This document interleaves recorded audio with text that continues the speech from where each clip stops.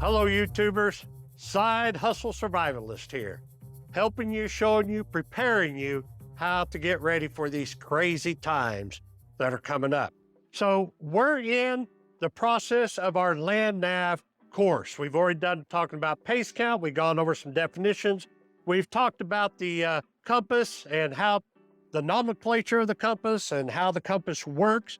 So this is a little bit more classroom. We're going to get into some more definitions and everything today.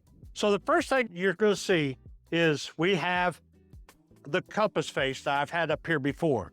We got our northeast, southwest. We have our degrees and everything. Now, if somebody, you probably heard the word azimuth. What does azimuth mean? It is a major term within the land nav dictionary or community, is that they say, well, shoot an azimuth of this. What is an azimuth? Basically, an azimuth is your direction and or your bearing. What bearing do you want to take? And that is always in degrees. That is how it's listed.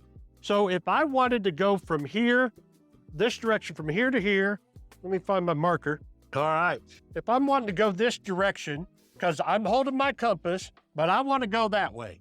And I look at, and I see that that's 45 degrees. That's a terrible 45 degrees. Well, then I shoot an azimuth at 45 degrees. My bearing is at 45 degrees. So azimuth and bearing, that's all it is what direction are you going? Shooting an azimuth. Now, the reverse of that is called a back azimuth. Now, why would you want to use a back azimuth? Normally, a back azimuth is used if you mess up. That's one way to do it. And or, let's say that you're shooting an azimuth and you come across, and I go 100 yards that way, but I wanted to go 300 yards, maybe somewhere over there. And all of a sudden I come across a big ravine or a ditch or a cliff face, something that's impassable. Well, I want to kind of go back to where I started. This also works great at night. So a back azimuth is if I'm going north at 0 degrees or 360 or follow my arrows to north, my back azimuth is south, 180 degrees. So if I'm going 45 here, my back azimuth there would be whatever 180 plus 45 is. I'm not going to do the math right now. You can. So that would be the back azimuth. What happened? That would be a thing that you would use at night. Oh, I can't get across this way. Let's go back where we started. Turn around, shoot a back azimuth of my azimuth. It's called back azimuth. Basically, it's 180 degrees difference. And I go back the other way back to where I started. So those are two things that you're going to hear. Azimuth and back azimuth. I don't really say bearing or anything along those lines. The proper term is azimuth and back azimuth. The third definition I want you to know is dead reckoning, okay? Now let's say we're gonna get into this here in a little bit, but that's a tree, by the way. That's another Picasso tree that I drew. Let's say this is me standing here and I see that tree, a long, long ways away. And I shoot my azimuth and I say, okay, that's at 90 degrees. And or I just see that tree, I can close my compass up and I go that direction and I go towards that tree. So even if I have to go around something or go this way or go down or have to go up, actually, if I go up, you're not going to see the tree anymore. As long as I keep that tree in my line of sight, that is called dead reckoning. I know where I started, what my degrees were to that tree, 90 degrees, that was my azimuth. And I may be in a position where I could see that tree 2 or 3 miles away, but that's where I want to go. So I don't have to double check my compass every time because that is called dead reckoning. So that's how that is. That's my little line of sight over to my tree, dead reckoning. So for this, you need to learn what is azimuth, what's a back azimuth, dead reckoning, because we're going to be using those terms a lot out in the field. Now, one other thing I'm going to talk about is triangulation. This is only used as if you're lost and also works if only you have a topo map. Basically, if you have the Rand McNally map, unless you can see across the plains or something, or you see a town this way and you see a town that way, and you know what those towns are or cities, then you can use this on a Rand McNally map. But basically what it is that if you want to find out where you are, any position where you are, you got to have a map of the area for one thing. This doesn't work unless you have a map. But okay, so if I see a water tower, let's just say there's a water tower and it's that direction from me. And over here is an elevator and it's that direction from me. Let's go this way. Water tower's that way, the elevator's that way.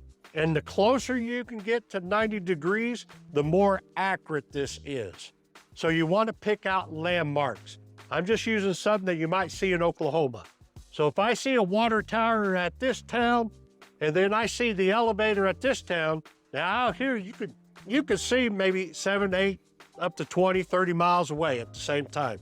If you know where those are at, then you take your compass and you stand and you're like, okay, I see the elevator or I see the water tower that way.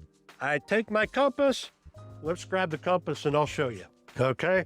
I have my compass. I hold it in my center line area position and I move and I'm like, okay, that water tower is, and I look down 320 degrees. Now I can double check that, put it to the cheat method, look down into use my sight wire, look down, line my sight wire up on that water tower, look down, see what it is, 320 degrees. All right, now I don't move. You don't move. Now I move the other direction because I see that elevator over my shoulder this way.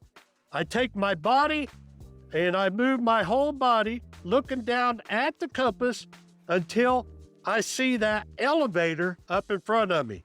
Then I bring this up to my eye. I sight down my wire, get right on that elevator, look down to see what that is, and it says 40 degrees to that elevator. All right, now I got my azimuths. I have my bearings, my azimuths of where those two landmarks are. Then what I do is that I take my map, let's just say this is your map, and I saw the water tower here, I saw the elevator there. I'm going to draw two straight lines. I'm going to use my compass straight edge, and I'm going to go from there, and I'm going to adjust on my map. I'm going to adjust that. I'm going to put my straight edge against where I saw that landmark, and I'm going to move my compass around until I have 40 degrees. Then I'm going to make a mark, make a line. I'm going to go to the other side on my map. I set this down on my map, and I see my water tower. I put this edge up here on my water tower. I move my compass around until I have 320 degrees.